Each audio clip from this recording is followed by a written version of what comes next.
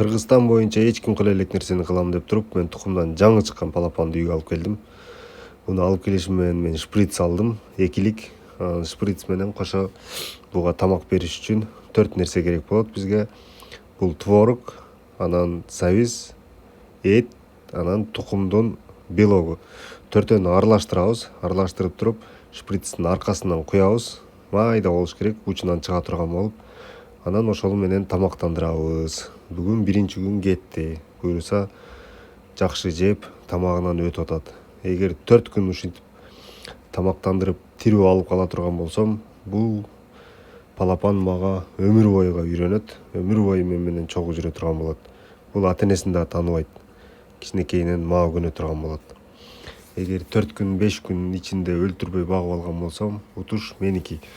Урматтуу достор, калтырбай көрүп тургула. Кандай болот? Мен киргизип турам ар 2 күн сайын. Буюрса бүгүнкү күн жакшы өттү.